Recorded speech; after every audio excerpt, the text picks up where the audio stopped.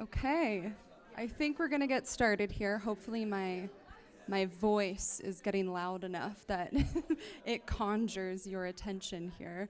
Um, so, thank you all so much for being here. This is really exciting. Um, I'm so glad that no, that's okay. um, I'm so glad that this is taking place in Central Oregon, by the way. I drove here last night from Portland, and that drive is amazing, although it was very hazy, which made me a little bit sad because I couldn't see the Three Sisters as well as I usually can. But I'm excited to kick off our conference with one of the first panels from today. We're going to be talking about how to report on rural issues even just a little bit better than you did before today. My name is Claire Carlson. I'm an environmental reporter for the national nonprofit newsroom, the Daily Yonder. We write all about rural America, and as I said, I do much of our environmental coverage, so we'll have a lot of stories from today about kind of lessons learned from that environmental reporting. But I first wanted to talk about kind of the reasons we're all here in the first place, which is kind of, you know, there are many reasons to write about rural America. I wanted to kind of talk about why I do, at least.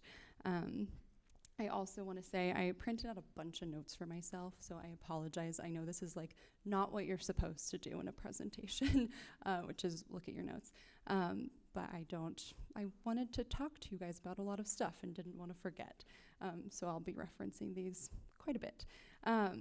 But before we get started, talking about more specific anecdotes, I wanted to kind of talk about the context that we're all reporting from and sort of talk about rural identity itself and how that identity has kind of been misconstrued by the media. I'm probably preaching to the choir here a bit, but I do think it's really important to first establish that rural America is not monolithic. Its needs are not all the same. What might work in one place is not going to work in the other place, but what a lot of rural places do share is kind of a history of disinvestment by state and federal governments and by the general public. So small towns they're often treated like they're these backwards, nowhere places. The media, all of us, plays a part in both perpetuating and disrupting that stereotype. And this stereotype comes up a lot once you start listening for it. Once I started working for the Daily Yonder about 3 years ago now, it became so much more evident how pervasive those stereotypes are in the way we talk. So I wanted to share kind of a story that happened just last week to me in Seattle. I was talking to a doctor who was in his second year of residency, who was joking about not wanting to provide rural health care to states in the South because those people just aren't worth saving, which was a really upsetting, super upsetting thing to hear. And even as a joke, it does kind of speak to this perspective that really glosses over the many reasons why places like the American South are as red as they are, which is that there's lots of gerrymandering and redlining. This map shows that most southern states are at particular risk of that, although if you notice, Oregon is also at high risk. So this was just something that I was thinking about as he said that. But even if we're talking about a state, some of these green or yellow states where this history doesn't exist, just because someone votes differently than you doesn't mean they deserve to die. I know that's kind of extreme, but that was sort of what the joke was saying. And that's why it stuck with me so much, because it was really disturbing to hear from someone who works in healthcare. So I don't want to misconstrue his words too much, because I know he wasn't saying that people deserve to die, but often those kinds of jokes show how we've been conditioned to kind of value certain groups of people over others. In this case, it was city-dwelling liberals over rural conservatives, even though, as I'm sure that everyone in this room knows, conservatives live in cities, liberals live in small towns. Rural America is not a monolith. But you can find similar rhetoric like that on social media too, especially when a rural community has been hit by a tornado or a wildfire or a flood. When this happens, I've also seen so-called progressives say that those areas got what was coming for them because of the way they voted. And that kind of conveniently ignores the fact that voter turnout is actually the lowest in rural America for lots of different reasons, spanning from poor voter infrastructure to the number of undocumented folks who live and work in rural places but cannot vote but are counted by the US Census. So those kind of flashy red and blue voting maps that come out every election cycle, they really only tell a very small slice of the story of politics in rural America. And it's all of our jobs to dig a little bit deeper into what that story actually means and realize that, yeah, rural voter turnout is not that high. So first off, I'm gonna change the page in my notes here, and it's gonna be kind of an awkward transition. But I think that all of these examples are important to talk about because they really illustrate, to me at least, why it's so important to be reporting about rural America, because those are some of the stereotypes that are really pervasive, but we can do different. I reference, so here's the lovely Barbara Kingsolver. It was really fun choosing which headshot I should take of hers. But I reference this Barbara Kingsolver quote all the time. I definitely overuse it, but I've just never heard someone kind of say as succinctly this problem that I'm trying to tell you all about, which is that the news, the movies, TV, it's all manufactured in cities about city people. We're nothing. We don't see ourselves at all, and if we do show up, it's as a joke. The hillbillies, we're the last demographic that progressive people still mock with impunity.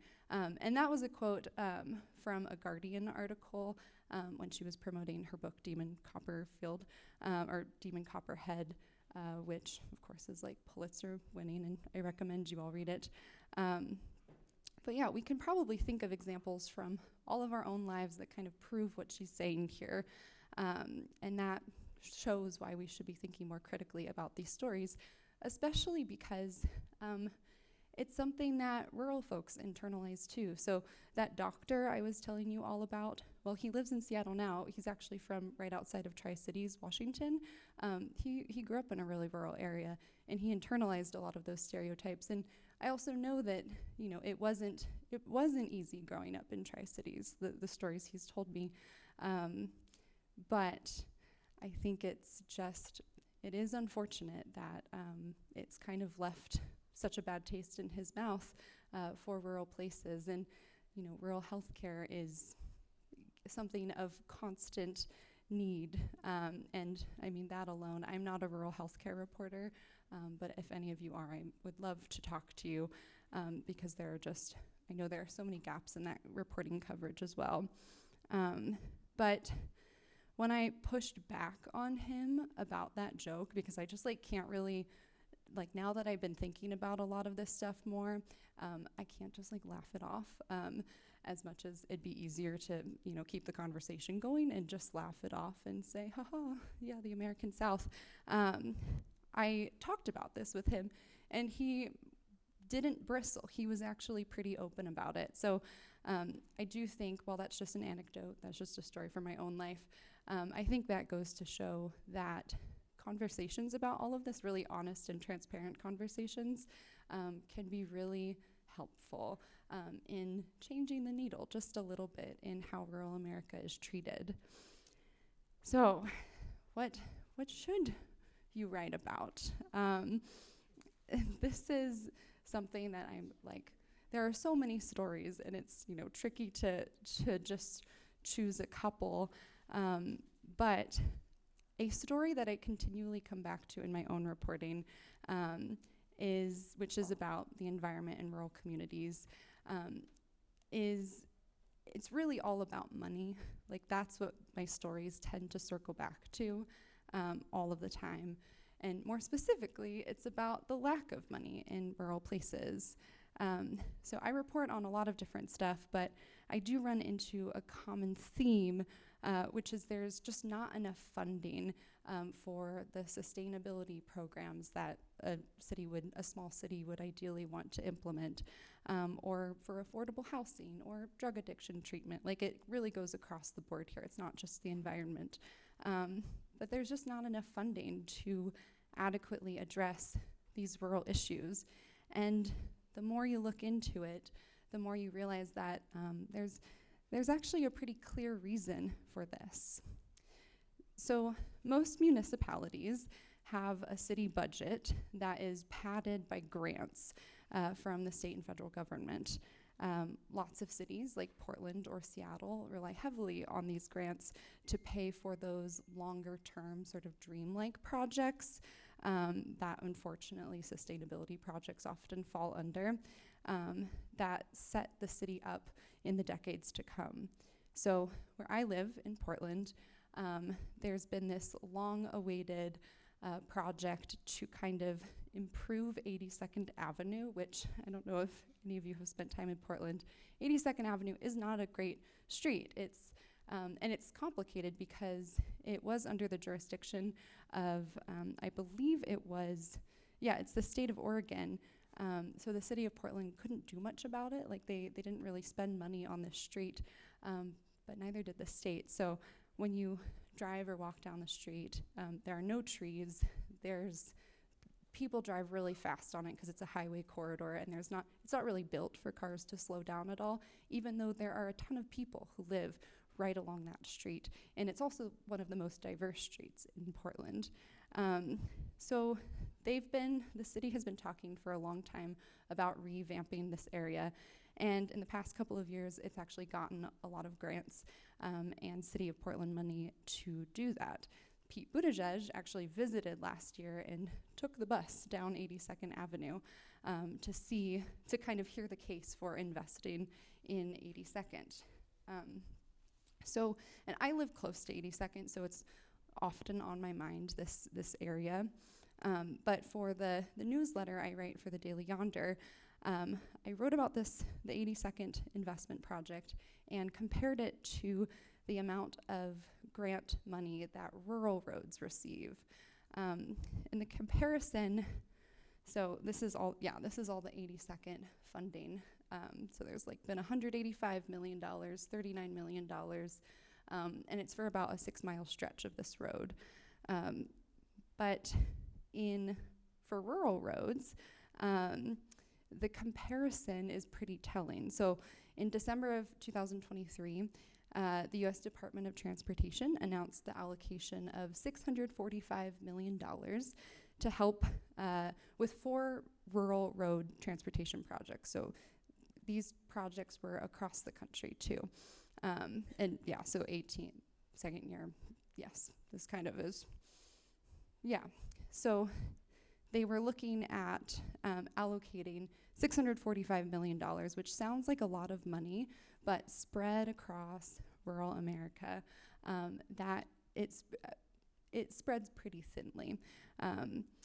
So the department also received more than $7.4 billion, billion with a B, dollars in requests. So in this press release, it says the rural program continues to be significantly oversubscribed, which just kind of tells you that the need is much higher than what's actually available. And I say this because I'm not trying to argue that 82nd does not need a revamp. Again, if you've walked down that street, they need to plant some trees. That's what I've really been wanting them to do. But rural roads have their own problems, and those problems go ignored more than the city's problems do. Depending on where we're talking, rural roads can be heavily trafficked by semi-trucks, which just tear up the asphalt. There are lots of rural roads that have never been updated for pedestrians, so there's not crosswalks or safety lights, but it's often on that small city or town to apply for that grant, to make their street a little more beautiful. And rural municipalities often have a harder time getting that grant than larger cities that have the budget for a grant writer to make a competitive grant application. Depending on how small that city staff is, there might not be anyone with the time or expertise to go through the really labor-intensive application process. And you often need a plan that goes with that process, or that goes with your application. So you need to spend time even writing up your beautification plan. Like it's a really time-intensive process. And that leaves rural communities out kind of right off the bat. And there are a few, here are a couple of articles that I wrote about this. The first one just kind of shows that a lot of government grants, I think that article we were looking at BRIC funding, it showed that lower capacity communities, which aren't necessarily rural, but they often do overlap with that rural definition. Those lower capacity communities that don't have the money or staff, they don't get the amount of money that higher capacity, usually cities, get when applying for these programs. And then this article also looked into a wildfire prevention funding program, and it just kind of shows that they were less likely to win grants from that program. So there's a lot, and both of these articles I referenced the Brookings Institute and Headwaters Economics, which a lot of reporters here probably already know these two organizations quite well, but they study this every day. I just occasionally write about what they study, so I highly recommend checking both of them out. So the trick, though, with all this money talk is actually making it interesting to your reader, because unfortunately, writing about money isn't always the most sexy thing to do, even though I now have gotten nerdy enough about it that I'm like, this is crazy. Readers, understand how crazy this is to me. But I found that the best strategy, and I'm still working on this too, and I actually, later on in this presentation, I'd love to kind of crowdsource some, because I think there's a lot of knowledge in this room. But what I've found kind of helps make that reporting a little bit more interesting is balancing it with the story that you originally pitched, because not often do I pitch, so my editor is right over here, I'll pitch him, so that's why I'm looking at him. So there's the example that I'm gonna share with you all is a story I wrote about Grants Pass, Oregon. They had a sustainability plan that their city council passed, and it was really big news actually, because they didn't think it would pass. They also spent about a year working on this plan, and they were only able to do it because they had an AmeriCorps person. And Grants Pass isn't that small. I mean, it's about 40,000 people, but it's in a very rural county, and it kind of is it offers a lot of the healthcare, the groceries. People drive in from a long distance to get to Grants Pass. So there is kind of a particular rural flavor to Grants Pass, if any of you have been there, that I actually think this mural kind of depicts quite well. There's a lot of timber theme here, but this is a beautiful mural, and you should visit it if you go to Grants Pass. But the story that I initially pitched was, how amazing is it that they passed this sustainability plan, kind of in celebration of the Grants Pass sustainability plan.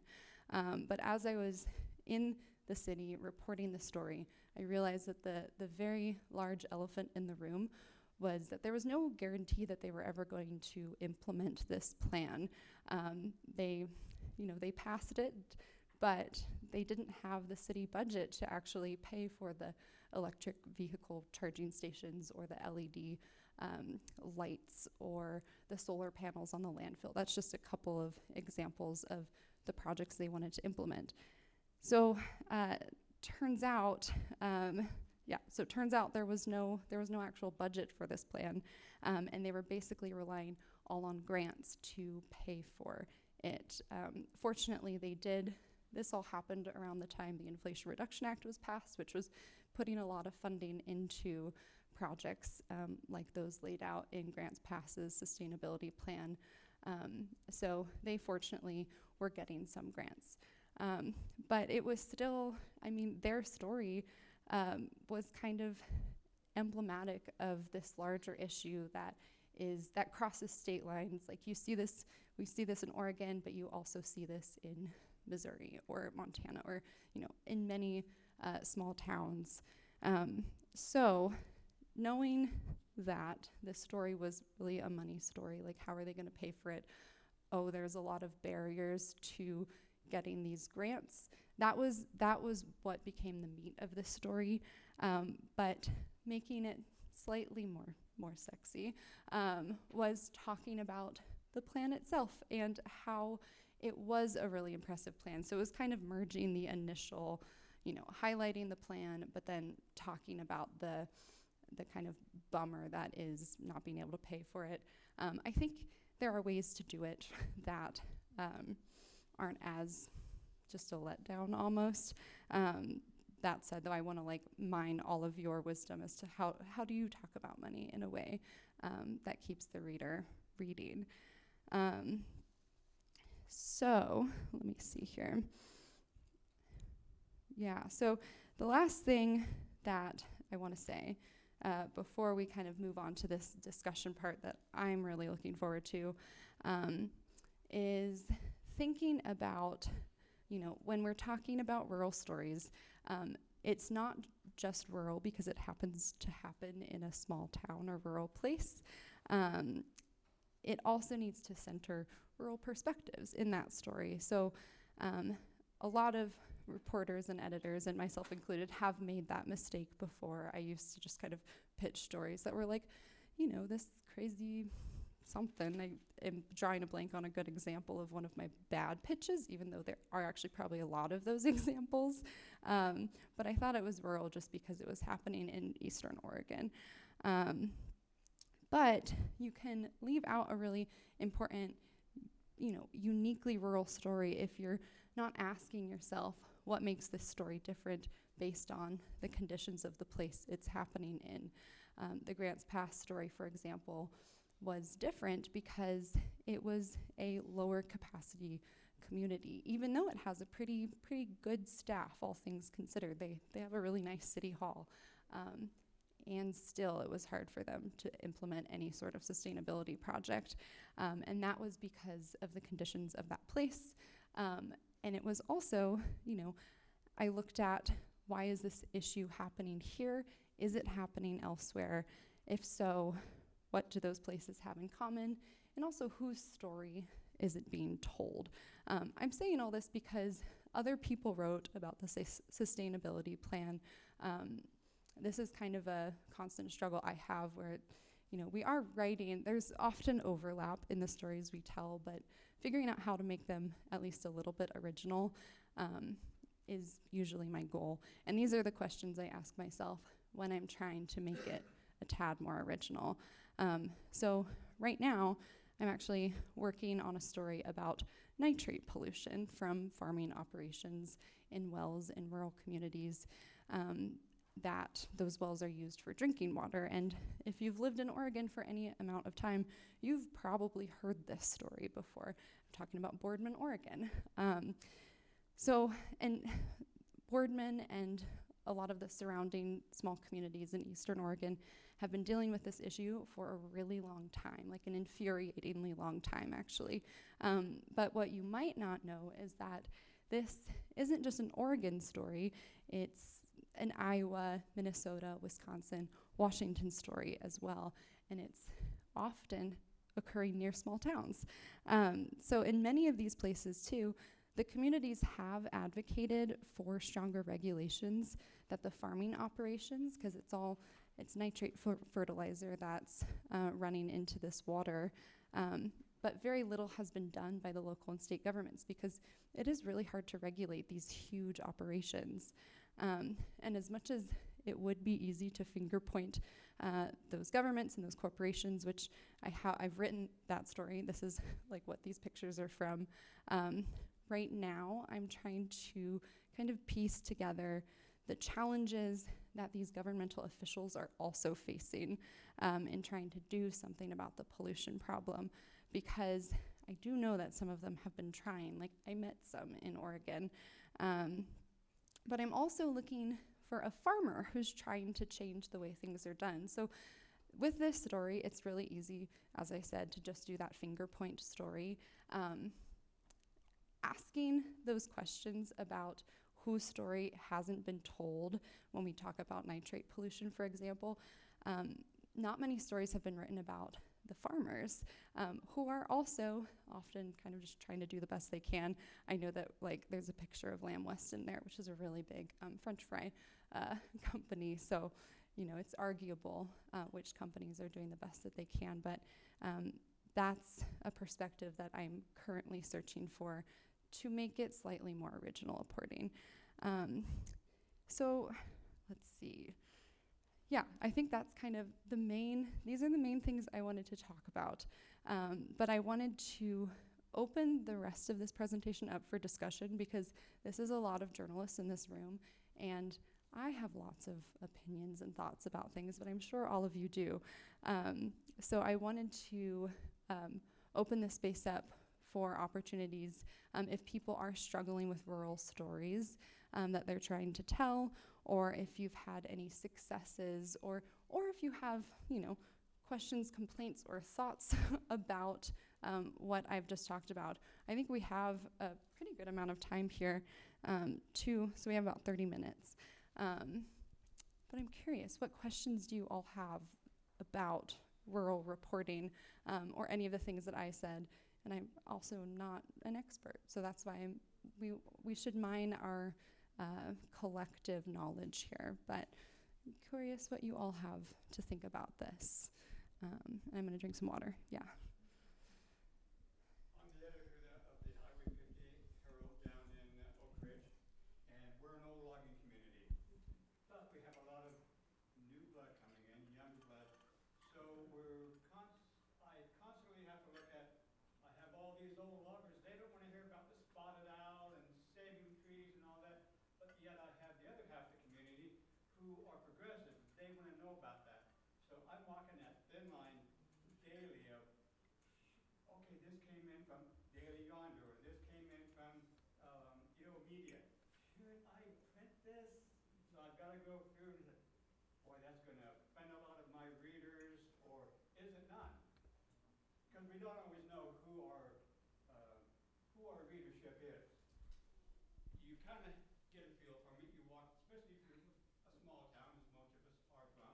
You walk around, hey George, love that piece on such and such. You guys are doing a great job.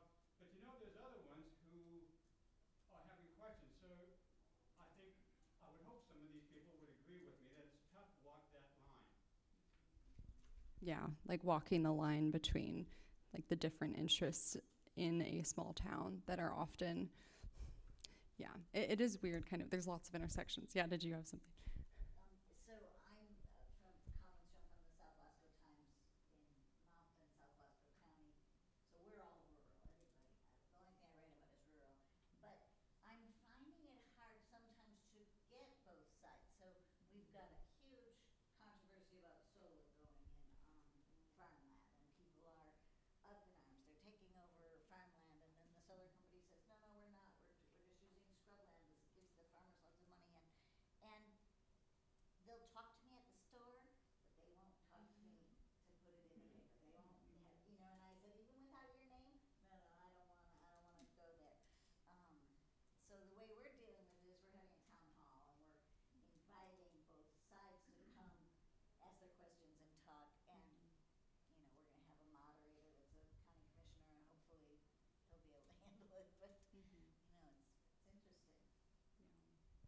Yeah. Well, and I also feel like that speaks to like why it's really useful. And this is something that like I wish for more because this sounds like more local reporting, right? And so you're able to talk to people off the record or you know people because you just run into them in the grocery store. Um, yeah, I've gnawed on that myself where it's like, well, you can't take direct quotes. I think the town hall is a really good option for that. But I do think that still helps write a story, though, if you're able to get the sense of, okay, this is kind of what people are in the community are paying attention to because this is what they like ranted about in the grocery store, for example. But it does seem like a town hall is a good way to get the actual direct quotes. Yeah. Both of those comments or questions get to something that's kind of unique in rural reporting. And I have a question for you about how you do it as well. But that is that, to what extent are you an insider and what extent are you an outsider? And there are advantages to both. I mean, if you're completely from the outside, you beam in when there's a fire or when something terrible happens. You have your relationship with that community can be very different than if you live there. And there are things you can report on as an outsider because you can leave. You're not going to get beat up in a back alley because you said something that's unpopular in town. Or your kids aren't going to get harassed at school. Or, I mean, this is real, right? I mean, any of us who have reported in rural America know that the grocery store, when you've got a 2-year-old and a 4-year-old, ask me how I know this, there's someone who wants to,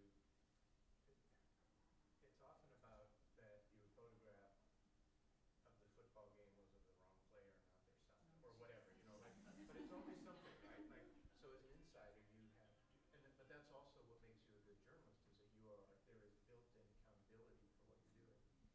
And, so my question for you, so I'm just acknowledging that, like that's just part of it. I don't think there's an answer to how to do that. I think that's just, you're not going to be everyone's friend all the time if you want to be a journalist.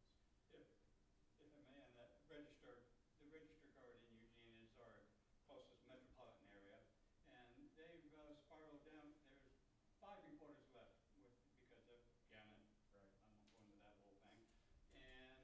And they only come out to Oak Ridge, like I say, if 10 people die in a tragic car accident or the police kill somebody. It's all bad news. Right. They never come out for the good stuff. Now, you have to earn the right to tell the bad news by showing that you can pay attention. You would think so. And I think there's an example in our community, Brian Bold from KLCC, who covered the Holiday Farm Fire, a big, almost 200,000-acre fire, burned a small community to the ground. And that was in 2020, still covering that story. So he's earned the right, when things go to hell in that community and he shows up, they talk to him. But my question for you is, you're covering rural issues in a huge area. How do you make the connections you need?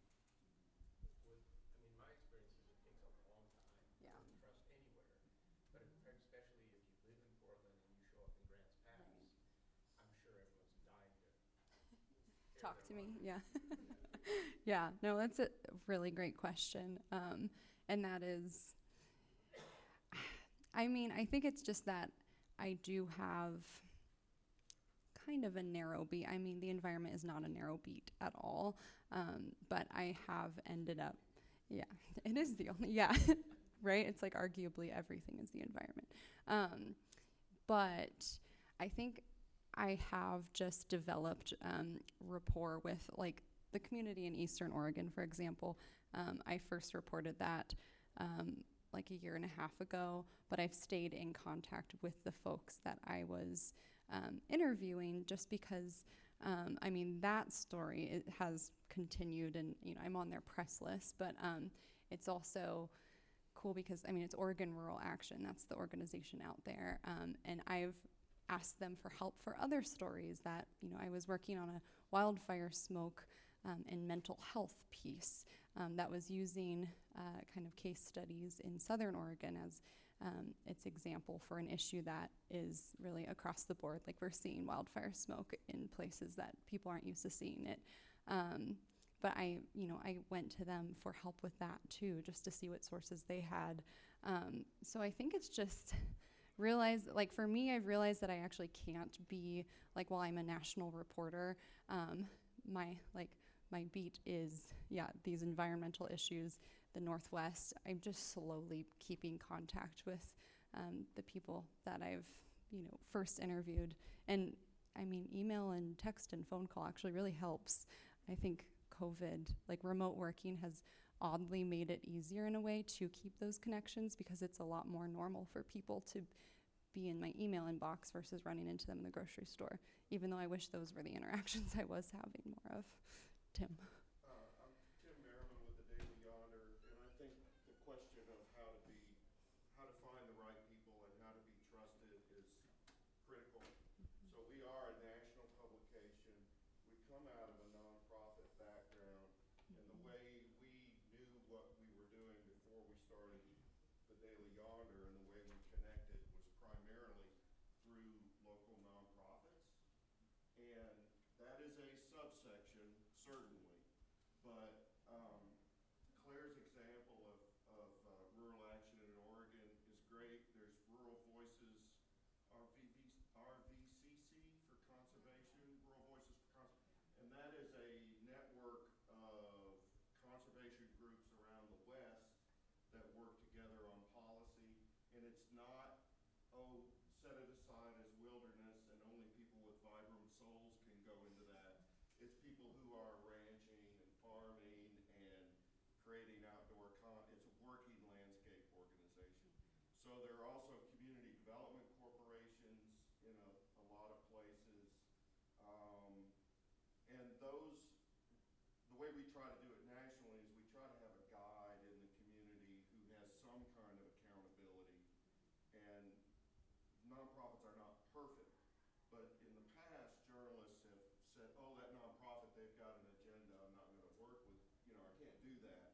And I think that's sort of shifted around to where journalists know we have to trust somebody, we have to establish a name. I mean, can you trust a politician? Or can you trust it's the same kind of question. You can judge their character.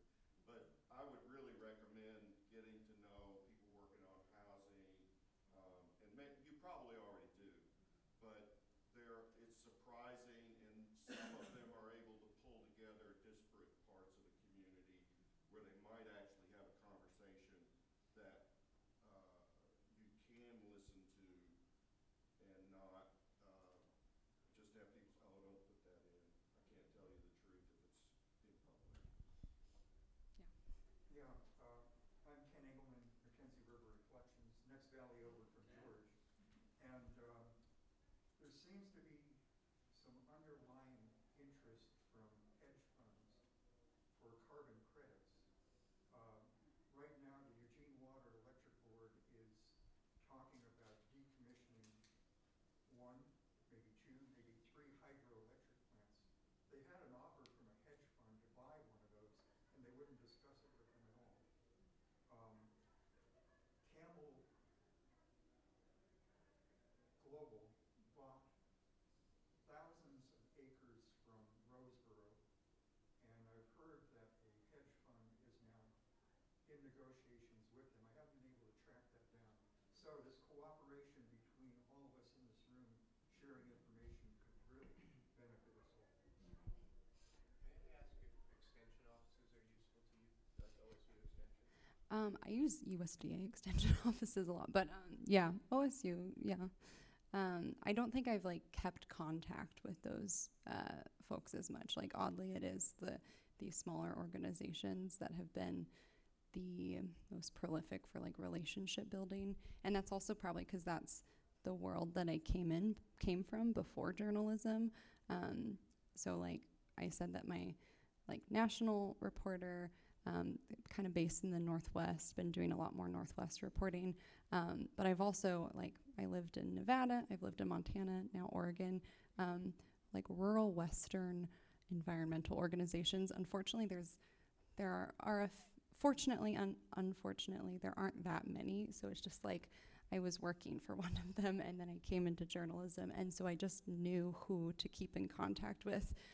So it's I've just been benefiting from each year under my belt of experience of just staying in this field really helps. And like rural West as a like location to focus on in the environment, like there's, there are a few people who I'm able to just keep good relationships with. And then they're good at finding sources too. But honestly, the best when I'm looking for just voices from the community, going to those communities is the most important thing for me when I'm trying to have good reporting. It really helps to go to the place. So like that's why I'm so glad I got to go to Grants Pass and Boardman, because then I felt a little bit less fraudulent about even writing about a place. So I think it's also, if you have the budget to do so, I think travel is really important. And it's been nice to, I like driving, so it's kind of nice to be able to just jump in the car and do that. It doesn't have to be plane rides. Yeah. Hi, my name is Emily Kurchenko. I'm Oregon Public Broadcasting. I'm the Central Oregon Bureau Chief. Live in Bend. I've covered a lot of Central and Eastern Oregon for the last 6 years. I wanted to just give a hat tip to the Daily Yonder. I started at a really cool weekly in a very, very rural place, and the Daily Yonder was an important resource for me, like learning on the job how to be a journalist, how to write an F-graph, how to contextualize rural issues. So thank you for the work you do. I don't know that I'd still be a journalist. I'm actually without, we're an important resource at a critical time. So, and my question for you is, are there topics or strategies that you're drawn to in order to show the actual diversity of rural communities and also amplify indigenous communities and issues of, people, sources, people who are affected by stories but might have everything to lose by talking to you and nothing to gain? So like strategies for kind of. Strategies, or maybe there's particular parts of your beat where you have found those stories are more approachable, or there's better ways in to build those relationships. Right. I mean, for the like reporting that I did, like when I first got published, I was freelancing for Native News Online. So I was writing about, I don't know if any of you know about Thacker Pass, but that's in very rural northern Nevada, near the Fort McDermott Reservation. And that was kind of, how I entered environmental reporting. And getting, the strategy for that, I think, was, I went to the community too, and I was invited into that community. I think that was the most important thing, is you can't just like start walking around a reservation, and like people are not going to appreciate that as much.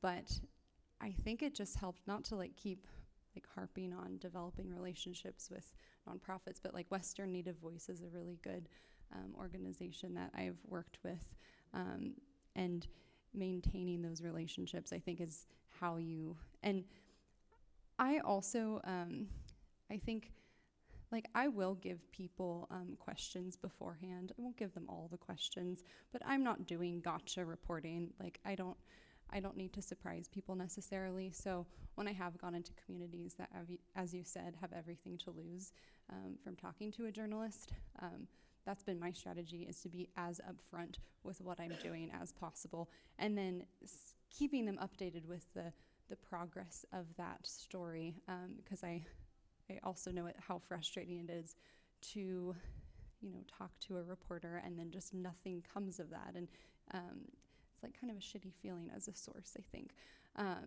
But I know, for example, well, actually, OPB. I think OPB does a good job of this too. For Think Out Loud, I talked about the Grants Pass article, and you all were updating me on the status of that segment, and that felt really good, actually. So I think, as someone who's been interviewed, as someone who interviews people, it's just like being transparent about what that process is and the questions you're going to ask. And I know that can be different, but like Daily Yonder, we have, I think, more flexibility. And maybe I'm saying something that, Tim, you're like, don't give your, don't do that. But like, that's how I learned how to report to begin with. So I don't know if that was like as specific a strategy as you wanted, but does anyone have recommendations in this room hearing that question? Those are my 2 cents, yeah. Maria Hoffman, and I just started a little publication, Lincoln County, Oregon coast area.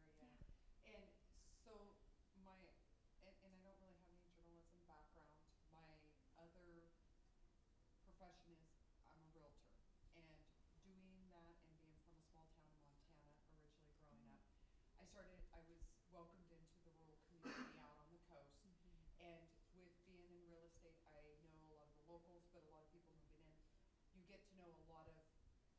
issues in the community. And kind of the same question along the same lines is there's, because we're tourists, but we're local, but there's a lot of money that's on the coast as well. The accountability, it's kind of like what you were saying, what it's about the money, right? And so kind of my same question is, how do I start working on some of those and interviewing some of the things without naming some of the people, but really bringing to light some of the issues that our small town has? I mean, in our small county, I mean, we're talking like big issues like major drugs, sex trafficking. I mean, like, and some of the big names in our community are really supporting some of this. I mean, they're some of the backers of it. But how does some of this stuff come out without doing professional suicide? Because, like I said, I have no journalism background, so I would be really opening a can of worms. And if the issues have been there for decades, why would it be up to me to bring it to light? But then at the same time, it does need to be talked about, right? So that's kind of the same thing. How do you do it? What do you do? Do you just kind of ask questions and be like, so what are the challenges? And then just leave it there? Or I mean, in that situation, like I would almost recommend, because I have, like, as I've been talking about, I have the privilege of being able to step away from the community, whereas you're in it. So if you are revealing stuff about people who are in your community, like that's a different, as you said, sort of professional suicide, like that. well, and like, but Yeah. like the nonprofits out there, especially with the fires and stuff, have made lots of money. But it's like, who oversees them? Where does it go? And and they're prospering, but others are not that they're supposed to be helping. So and that's the question. It's like, how do you help? Yeah. I'd love to directly respond. Catherine Sarah Martinez, OPP in Central Oregon with Emily.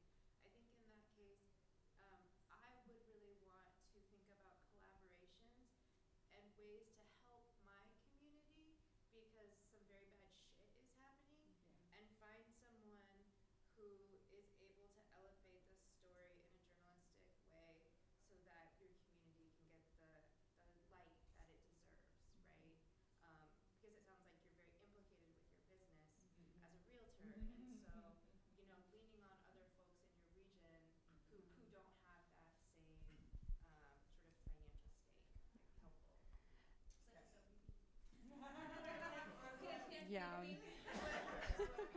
Right, but Yeah. no, I get what you're saying. Okay, that makes sense. Yeah, that was Also, kind of my let's other, be serious here. yeah.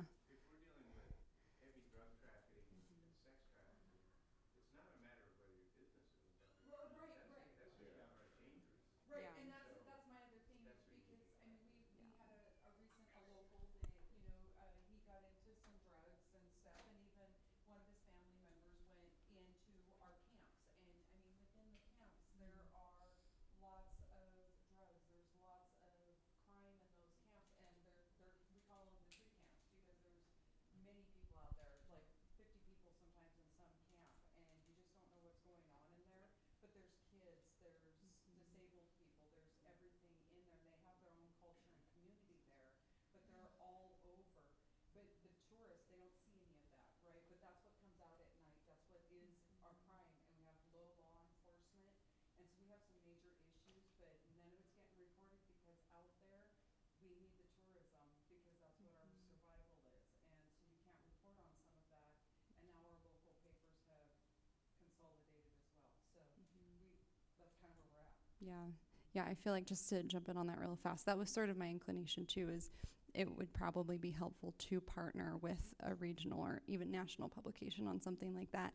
And as you were saying, like that puts you in a dangerous position. So getting your name out of that actually would possibly, and then that, enters the question of like pitching collaborations like that, which could be its own panel presentation really. But that might be the best strategy, is finding someone who can tell that story that won't be in danger in the community, because that is such a serious story. I saw a hand over here. Yes, my name is David Miller. I'm freelance. I currently write for the Desert Current blog in Central Oregon, and I do a Monday morning show on KPOV, the community radio station. 15 years doing commercial radio in Bend. I found over the years of interviewing that oftentimes while we're looking at someone as a source, they're looking at what we're doing as a partnership. And so they're relying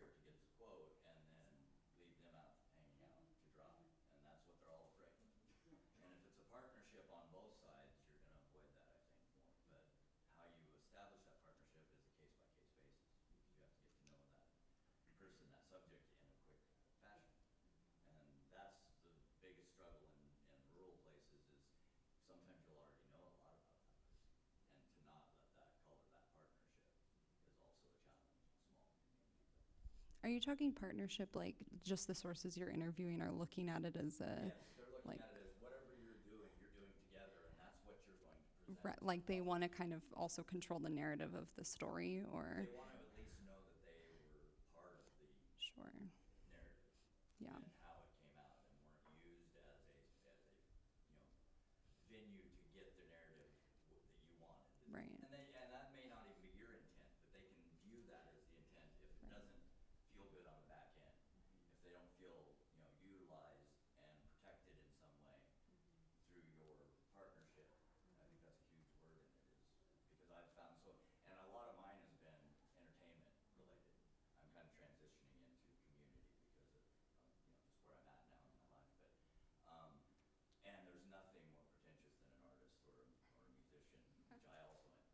So, I had many times where I would think it was a, totally innocuous thing, and they felt like I, opened them up to something that wasn't my intent, and it was because I was treating them as a source. I was treating them as, how do I get this person, this name attached to what I'm doing, is really what I was looking for. And so as I grew through that, I saw that if I partnered with them and met them on their level and found as many connections as I could, it would allow that to be a healthy relationship. And then if it's a source that you're going to want to revisit, you really have to protect that partnership. Yeah, definitely. I think we have we have 4 minutes left actually until I think the next presentations begin. Does anyone have anything else they wanted to share or ask or just get off their chest? I love complaining. So if anyone has a complaint, yes. Well, the main reason I'm here is I'm a legacy publisher, 46 years in print, who has successfully transferred to digital. I'm an e-evangelist. If anybody wants to do that, I have a 97% conversion rate from print subscribers to e-subscribers. That's impressive. Yeah, Congratulations. and it can be done. There's work behind it, and I'm willing to share that with anyone. That's great. Anyone else? I just want to add in terms of like trust building. I've reported in rural California, rural Minnesota, and now starting here in rural Oregon. One thing I find really helpful is I don't treat sources as partners or allow them to sort of shape any narrative, and I'm really clear about like I'm not going to show you anything before it publishes. But what I do like to do is share about myself and my background, and I feel like journalists have been very guarded and have not done that for a very long time. And just the act of telling someone who you are, who your people are, where you come from, to try to build some of that common ground, that does feel very ethical to me. That feels like I can do that.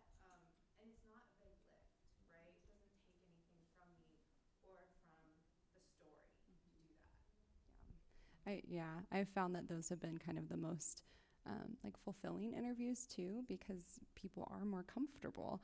And I've also found that when I'm not writing on an extreme deadline, I'm able to do that more, which I think speaks to the types of projects that we do. Daily Yonder, like we have the privilege of like having a lot of time to work on stories, so we can do a lot of that relationship building. And I also see how that has been harder for folks who are doing breaking news. Like it has to be so quick. But I do think maybe, I don't know how we like get our employers, maybe our editors, to give us more space to do that. But it maybe doesn't even have to take that much time, like 5 minutes. Yeah. Right. That makes sense. Yeah. I saw another hand real fast. Then this will probably be our last. I didn't realize until now Yeah. that you were talking about their sources. I thought one of the things that I didn't realize that I rely on is we're a nonprofit journalistic publication. And I really rely on my board to kind of be that buffer in a way. As you know, we have 2 national attorneys who've been attorneys for national publications. And so they kind of provide that sort of guard in a way, and they also have, having that board, they have all these connections,